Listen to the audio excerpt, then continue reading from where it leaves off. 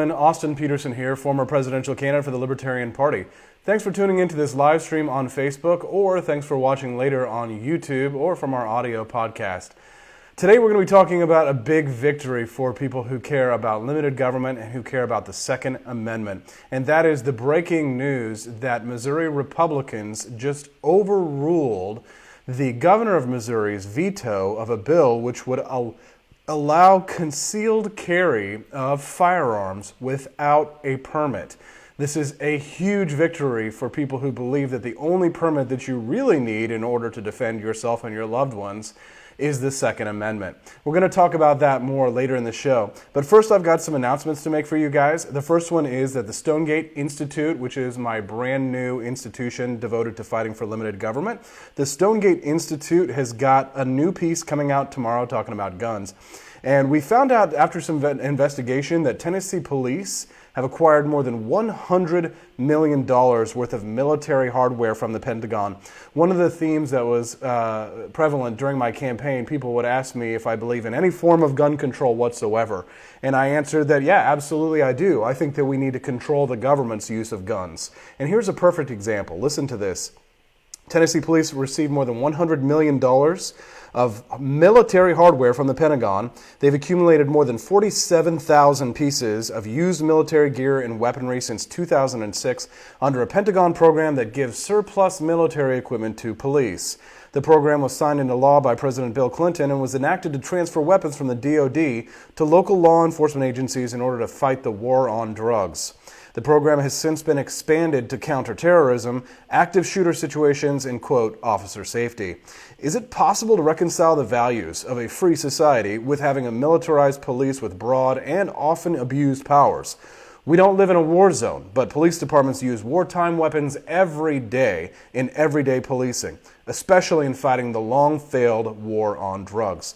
So that's going to come out. Look at that at the Stonegate Institute tomorrow. You can see over here the spelling of Stonegate is spelled G-A-I-T. That's because it's named after my family farm, the Stonegate Farm and Nursery that my father, happy birthday, Dad, just turned 74, is named after the family farm where I'm from. All right, so moving on, let's talk about the big news of the day. This is very exciting for people who care about liberty and limited government. So this story is from foxnews.com. I'm going to be reading to you guys from foxnews.com and let you guys watch some sweet gun footage while I read you the big headlines of the day. Check this out. So Fox News reports, Missouri on Wednesday joined a growing list of states allowing most adults to carry concealed weapons without a permit, as the state's Republican-led legislature used its supermajority to loosen existing gun laws. And as a Missouri resident, let me just say how excited I am about this, because I hadn't gotten my concealed carry permit yet since I moved back. But anyways, moving on. The measure, described by supporters as constitutional carry, allows people to carry hidden guns anywhere they can currently carry weapons openly. Effective January 1st, so starting in the new year, Missouri will join 10 other states with laws that allow most people to carry concealed guns, even if they haven't gone through the training required for permits, according to the NRA, which supported the legislation. This legislation would create a stand-your-ground right, meaning people don't have a duty to retreat from danger any place they are legally entitled to be present. The NRA says 30 states have laws and court precedents stating people have no duty to retreat since this precedent was set in 2011. Listen to this. It also expands the, quote, castle doctrine by allowing invited guests, such as babysitters, to use deadly force if confronted in homes.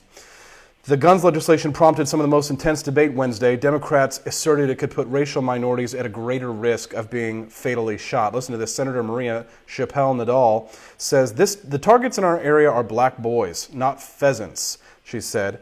And she's from Ferguson, Missouri, where Michael Brown was shot in 2014. Well, what's interesting about that is that Michael Brown wasn't shot by a concealed carrier. Michael Brown was shot by who?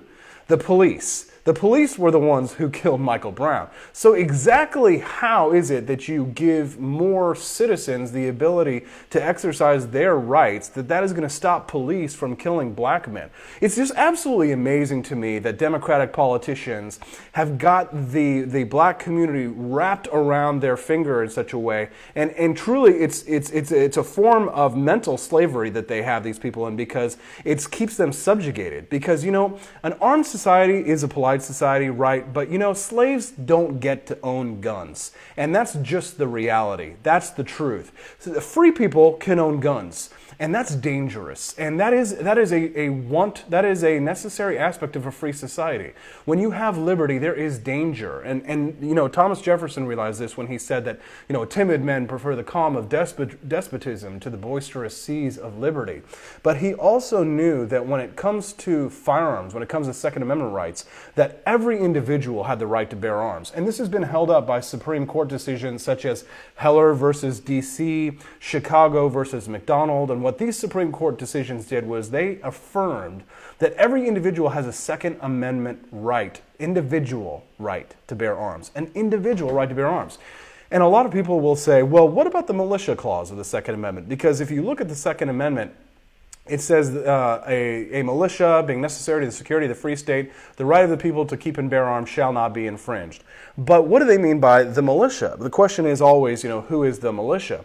George Mason, who was George Washington's hunting buddy, actually answered that question during the constitutional debates because he was asked, what is the militia? And George Mason replied, it is the whole of the people, minus a few public servants, few public officials, I believe were his exact words. What does that mean? That means that we the people are the militia. That means that not public officials, meaning not police officers, not military, not judges, that we the people, we the individuals are the militia. So when someone asks you next time, well, what about the militia clause of the Second Amendment?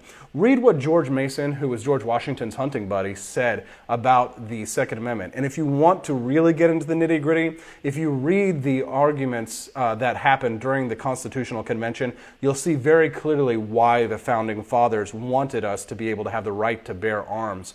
Of course, then a liberal might argue, well, they were talking about muskets there. They were talking about garbage guns like this. They were talking about things that it took a minute and a half to reload.